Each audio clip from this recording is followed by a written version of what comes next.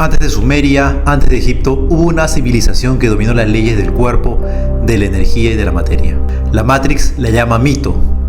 En Engaños de la Matrix, la caída de la Atlántida. Durante siglos, la Atlántida fue ridiculizada como fantasía, un mito platónico, una fábula moral, una advertencia filosófica, pero detrás de esa narrativa hay un patrón. Cada vez que una civilización alcanza coherencia entre ciencia, energía y espíritu, la Matrix ejecuta un reinicio. Platón no inventó la Atlántida, la transcribió de los registros egipcios que el sacerdote Sonchis de Sais le contó a Solón alrededor del 560 a.C., quienes a su vez conservaban textos de más de 9000 años de antigüedad. Una civilización anterior a Egipto y a Sumeria, una que dominaba el electromagnetismo, la telepatía y la ingeniería de la energía libre. Su capital, Poseidonis, no solo era una ciudad, era un vórtice energético planetario. Y lo que la Matrix te vendió como una isla hundida fue en realidad la desconexión masiva del cuerpo humano de su núcleo espiritual. La Atlántida no era mágica, era tecnológica.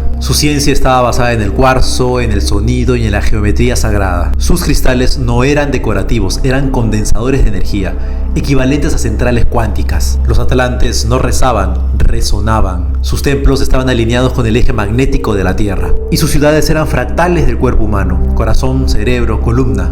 Todo estaba conectado por una única ley, la coherencia vibracional. Pero esa coherencia tenía un precio: disciplina energética y pureza de intención. La energía se amplificaba según el nivel de conciencia. Cuando la mónada colectiva comenzó a desviarse, cuando el deseo de control superó la ley del servicio, el mismo poder que elevaba comenzó a fragmentar. Antes de la caída, la Atlántida se regía por una estructura dual conocida como las casas de los dos soles. No eran reinos políticos ni religiones, sino linajes vibracionales. Dos filosofías opuestas que representaban las polaridades fundamentales del universo. Por un lado, la Casa del Sol Dorado era la portadora del conocimiento espiritual. Enseñaba la ciencia de la energía viva, la alquimia interior, la conexión entre cuerpo y mónada. Su principio era el agua, la expansión, la sabiduría orgánica, el fluir. Creían que el poder debía compartirse. Su propósito: elevar la frecuencia colectiva hasta lograr la unión con la fuente. Sus templos eran santuarios de sonido, luz y geometría, donde la energía del corazón mantenía la red cristalina del planeta en coherencia. Y por otro lado, la Casa del Sol Blanco representaba el principio del aire.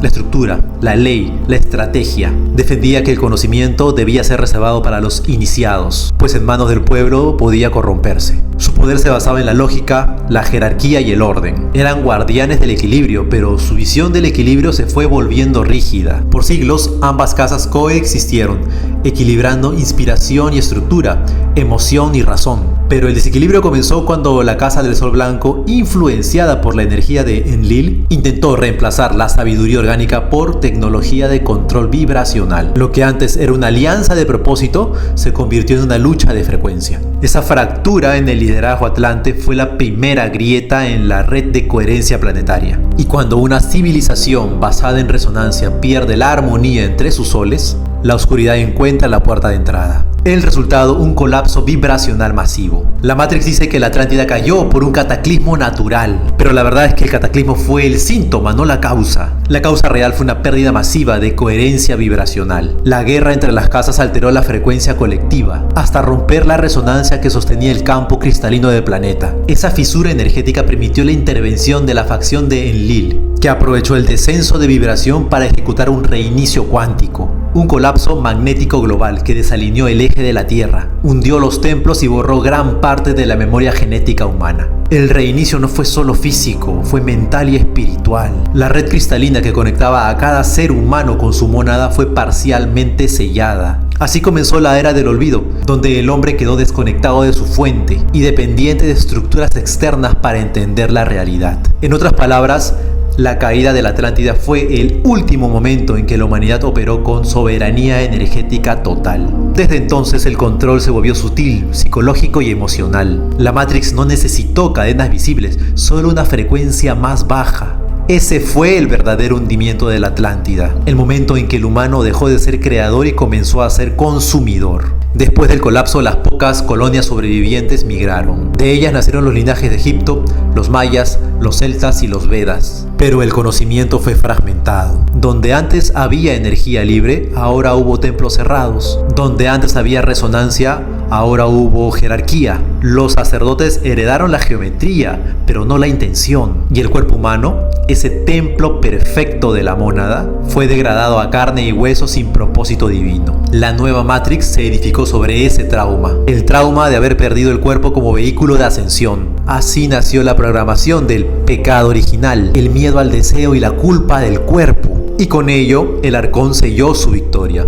La desconexión entre cuerpo y espíritu. La Atlántida no cayó por soberbia, cayó por incoherencia. La frecuencia del conocimiento superó la frecuencia del corazón. El saber creció más rápido que la pureza de intención. Y cuando la ciencia se separa de la conciencia, la energía se convierte en arma. Esa es la misma fractura que hoy repite la humanidad.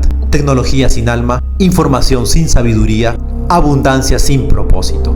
El planeta no está repitiendo un mito, está repitiendo una frecuencia. Y cada uno de nosotros lleva el código Atlante en sus células.